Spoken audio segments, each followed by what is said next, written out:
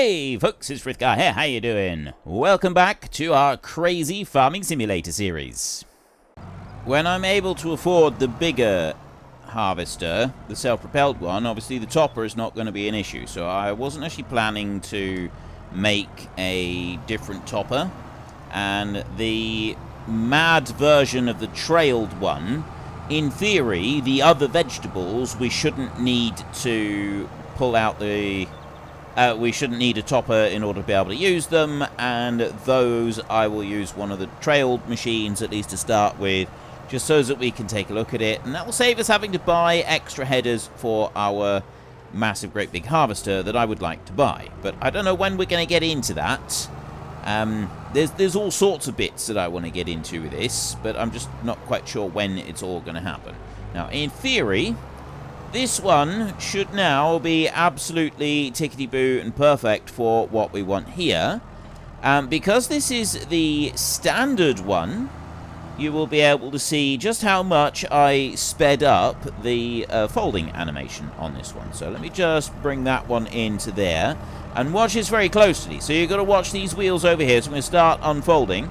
So as that wheel there is moved over there. Then that one is taken out and it's put into there. That one's lowered down, that one's lowered down, this bit here is folded up, and then this bit here is folded up.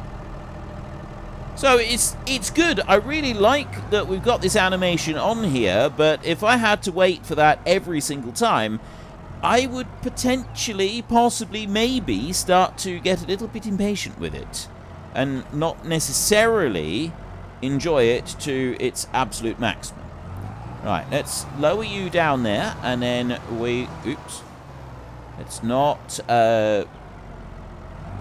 press H. Let's instead press G and start that one up and lower that one down. So this should now... Right, we have potato topper. And then we go on a bit further, and we have potatoes being harvested. And this time we can only go 25 kilometers an hour because that is how much the working speed mod will allow us to speed all of the other machines up by. And this field is quite a bit bigger, so we're going to get a reasonable yield out of here, and all of the potatoes will go straight into the potato factory. There may be a couple of extra lines that we can start running in there. I'm hoping I can. Right, let's... cut that last little bit off there, right against the edge. I'm hoping I can get some, well, we want the greenhouses bought, but obviously we're not going to be able to do that straight away. Like the greenhouses is definitely going to be something that we're going to have to wait a little while. I've only got 200,000 left. The milk factory needs to take priority.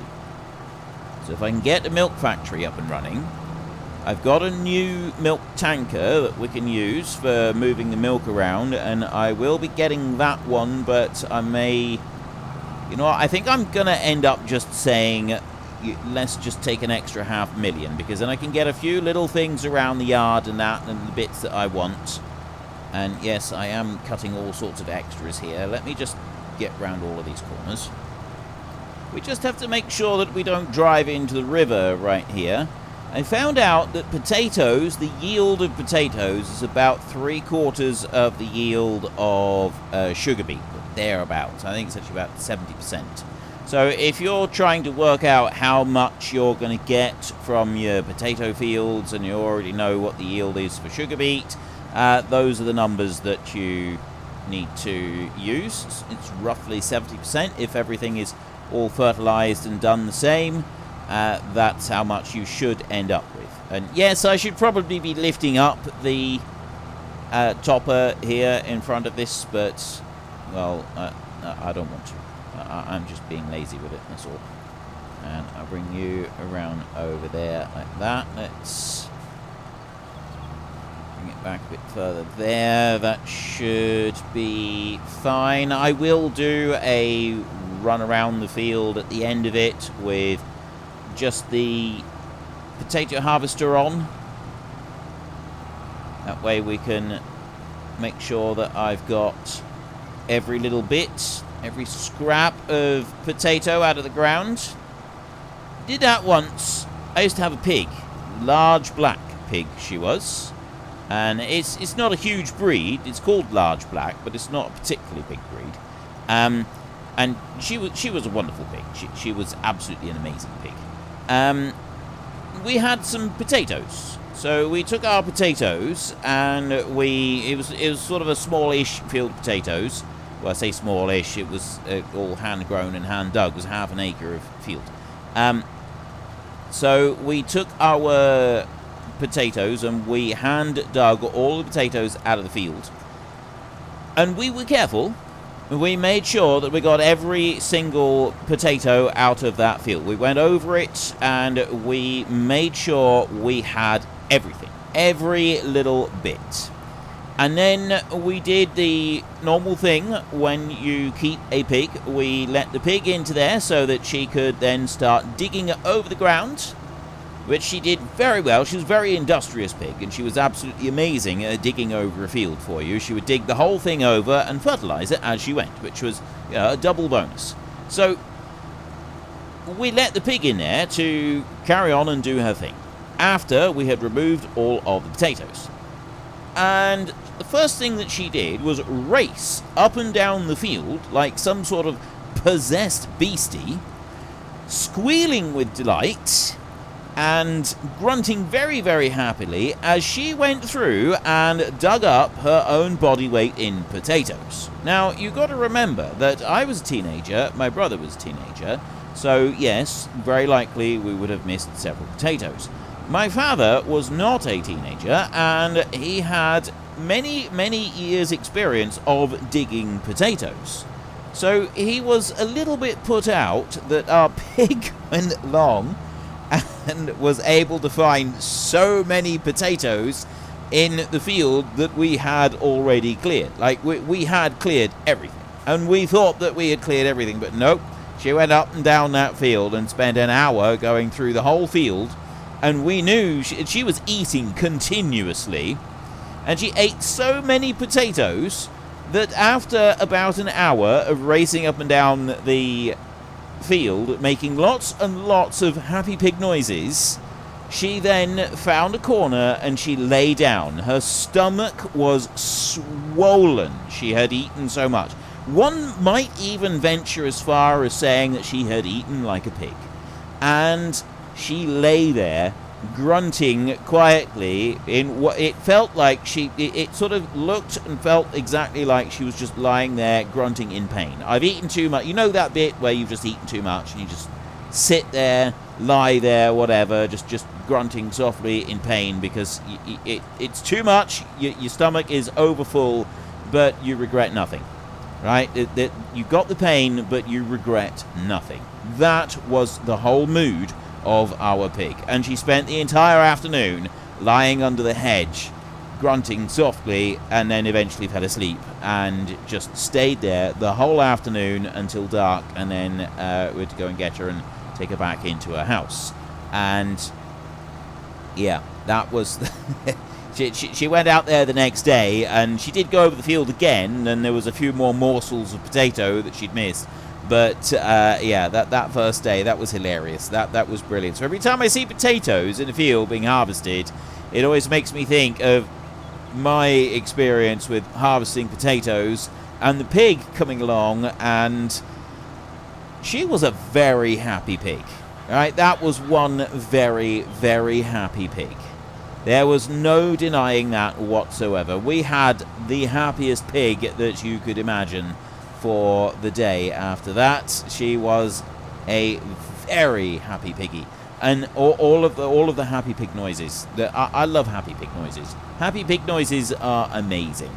Like, the pigs have got quite a wide vocal range of different ways to express themselves. And it's always quite amazing just listening to them, either making their happy pig noises and communicating with each other. And so we used to, she was a pig, she just lived on her own unless she had a litter, in which case then she had babies, and she would talk to the babies and she would do the mother pig noises. And she never actually got aggressive with any of us when we went near her when she had babies, which was testament to her temperament. Because some pigs do. Some pigs get very aggressive, and an aggressive pig is not something to be trifled with. They are very dangerous animals. So when the piglets would come along, she would, she would do all of her motherly duties, but occasionally she would try to escape from the piglets, and she would basically just chase them away, and she would get quite snappy with them at times. It's just like, go away and leave me alone. And you can really, really sort of see the whole parenting thing going on there. She's like, yeah, okay, I do love you, little piglets, but for goodness sake, leave me alone. I do not want to be bothered for like an hour. I'm just having some me time. Go away and bother someone else. And she wouldn't be shy about snapping at the little piglets and getting rid of them, especially as they got a little bit older and a bit more rambunctious. She was very keen to separate herself from them. And then we got a sort of like a gate so that she could get through it, but it was difficult for the piglets to operate it because it needed some weight, but also they had to know how to do it. So once she'd learned how to get through this gate, she would slip through when the piglets, and she would watch the piglets until they were sort of looking and occupied elsewhere. Then she would slip through the gate. And I think, I'm convinced, I'm absolutely certain, that she did this to make sure that they didn't know how to, that there was no possible way they could cotton on how to open that gate. And I'm absolutely certain that's why she would always be quite sort of, seemed to be at least, careful about not letting them see her go through the gate, which I always thought was really funny. I'm going to carry on and finish doing this harvest a minute, because we've been sat here watching me do this for a little while, and then we need to do some baling. I have 67,000 litres of Tatypoes on board at the moment, and we have got very little left in the field. And then that is everything. I will go round and just do like once around the outside edge of the field to make sure that I have actually picked up everything. I'm pretty sure I've already got most of it, but it's not going to hurt just to do one extra little pass just to make sure that there is all of it gone. And then once we've done that, we can... Actually, we'll go on with the baling. I was going to do some baling before I did this, I think, originally, but then that didn't happen. So, yeah, well, that's just the way things have worked out. So if I turn off that topper a minute, and I'll bring it out here. We're going to need to fold this one up. So I'll start folding it as we go along, like that, because it does take a while. And then it's got to lift those up. It puts that one and puts that one over on that side, and then this one comes out and goes onto there, and then we can lower it down and unhitch. And then I can take my 71,000 litres of Tatypoes that I've already got here, and I can see if there's any extras going to be added in as I do my final whiz round. We had 71,304, so I've got like 400 extra litres of potatoes. It really wasn't worth the bother, but we've done it now, and we have completed our harvest. This is all finished. Bring this over here, and then we can see how much we get in total. And I really like this bit where you can just look over the trailer and you can see how much goes in there, and it holds 4 seconds after. So 161,000 litres of potatoes for our harvest this time round. And let's just clean this one off. I love that. Especially when it's really, really dirty. It's absolutely amazing cleaning it off like that.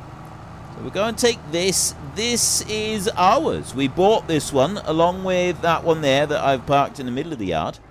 And I'm going to put... So I've got a fertilizer spinner that's over there. This one I'm going to put over in the shed over here. I've got a new... Well, it's not a new feeder. It's actually the feeder that we had in the last series. There's a couple of options with it. So we don't have to get the 6.6 million litre capacity straight away. We can get a smaller capacity, and it will still do us all right. So I'm just going to put that one in there. Now, I do have a lack of sheds. This is something that I said I wanted to do in this series, was make sure I had enough sheds for everything that we want to do. And at the moment, I don't have enough sheds, so this is something that we do need to deal with. I'm not going to deal with it right now this second, because I have other things that I want to do. And we're going to put this one over here, and then I'll get the other cutter, and we'll put that one here beside it, I should think. That'll be the best place for it. Clean that one off. There, I'll go out the field. So that's the sugar beet one there. And I'll go to the field, and I'll get the other one, and then we can move the potatoes around. That trailer, I'm not sure if I'm leasing. Am I leasing that trailer or not? Let's have a look. Let's stop you there a second and go here. I am indeed leasing that trailer at the moment, which means that I need to do something with that, because I can't keep I don't want to keep leasing stuff. That's not something that I want to do. I want to buy stuff and own it. It's kind of like the whole idea. So we want to do the buying and the owning, and I've got the upgraded feed mixer that I want to do something with, and I'm not going to be able to... Yes, I should actually be able to fit this one right in beside, right there.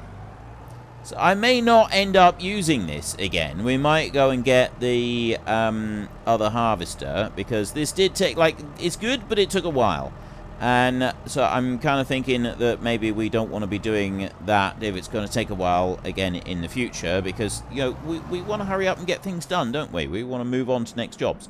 So I've got an actual cat version of this now that we will be able to go and look at some point soon. I'm just not sure when. 161,000 litres of potatoes. They can all go straight into the potato factory.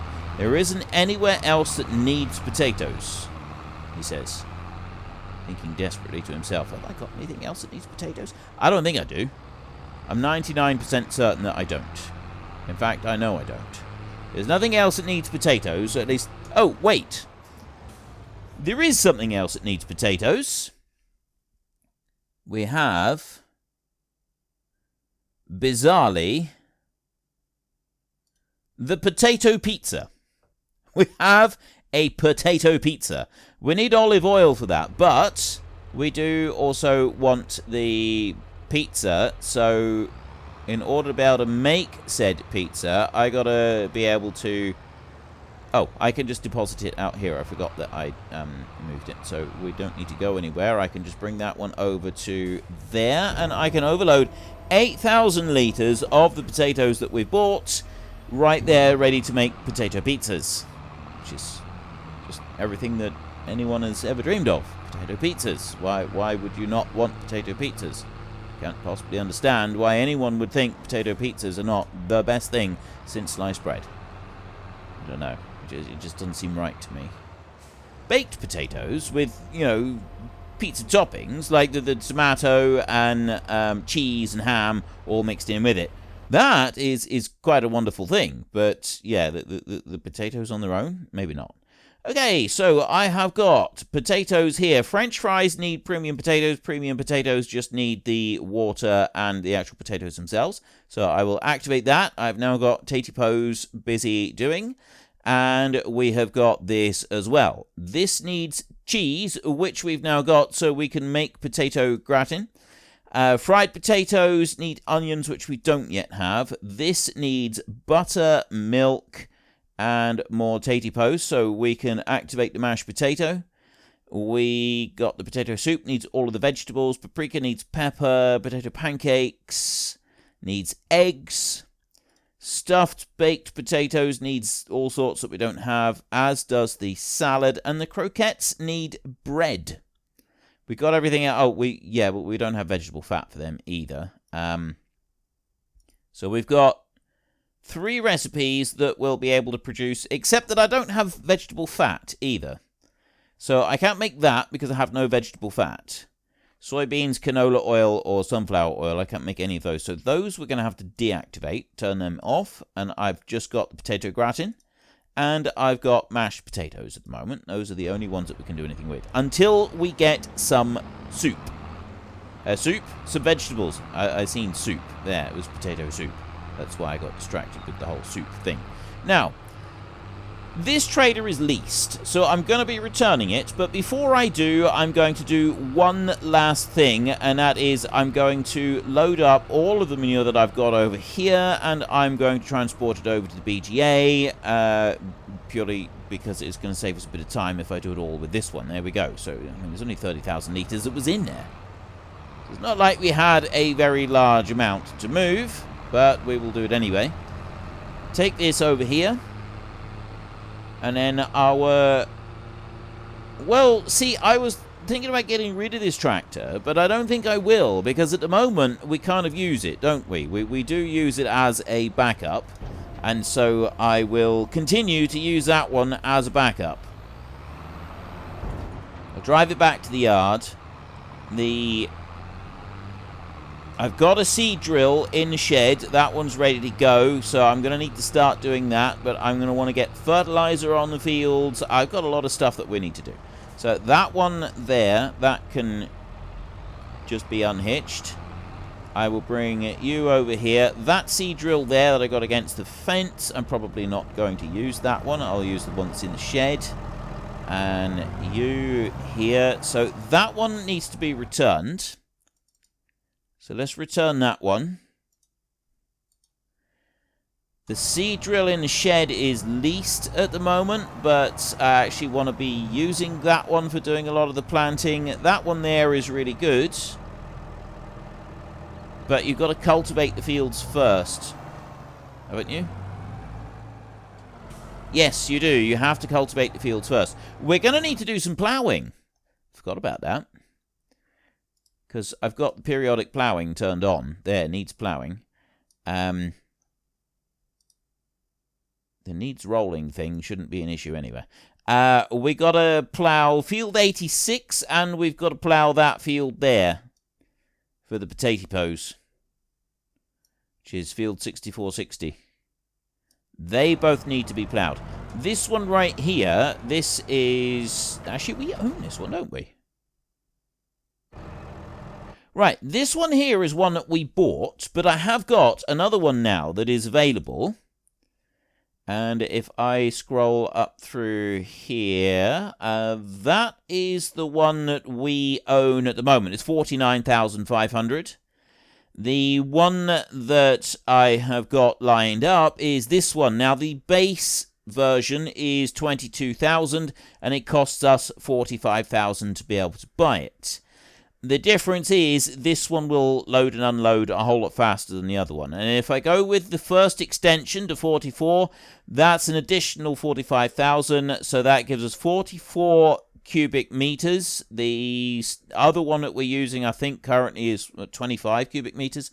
Actually, I don't know. What is this one?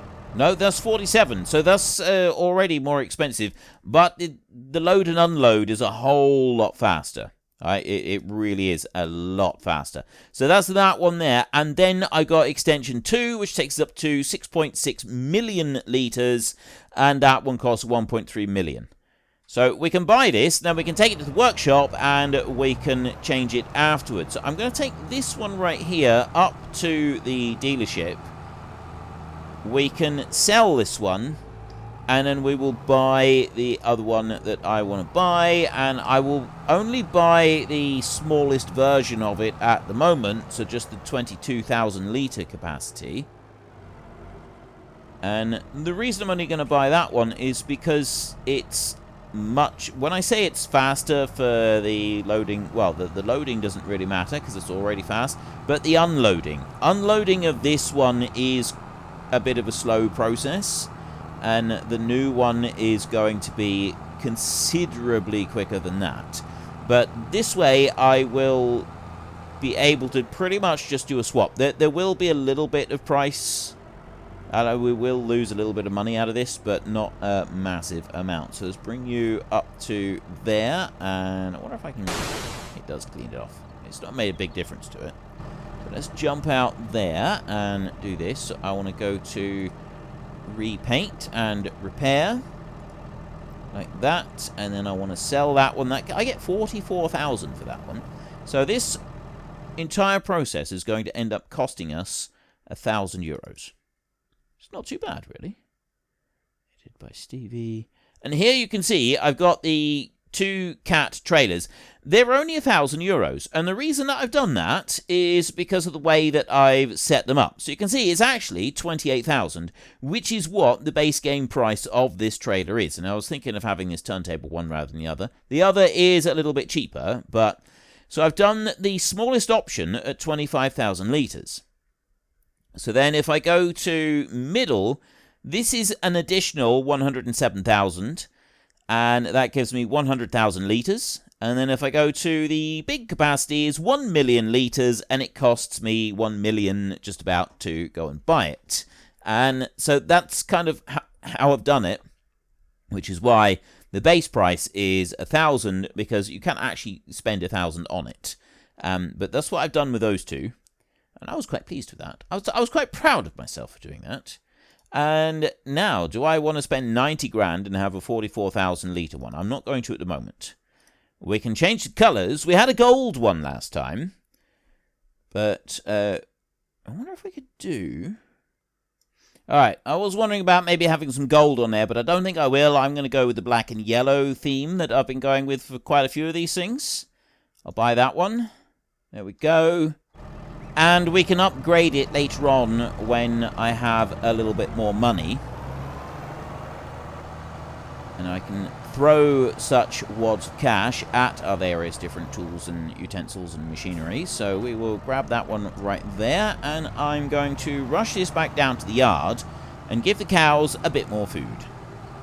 So they've currently got 54,000 litres of food in there and 66,000 litres of straw. Unfortunately, folks, that is all we have got time for today. A massive thank you to everybody who has earned their way into the Great Book of Names. To find out some more details about all the names coming past, please head into the description and click on the link to the Discord. It's a link to another video. The link is on the other video. Please also consider checking out the links there for Nitrado, who provide gaming servers for games like Farming Simulator, Minecraft, Ark, and several others. And there's also Fanatical, who will help support your gaming habit by providing you with cheap games and also giving me a small commission on anything that you buy using my link.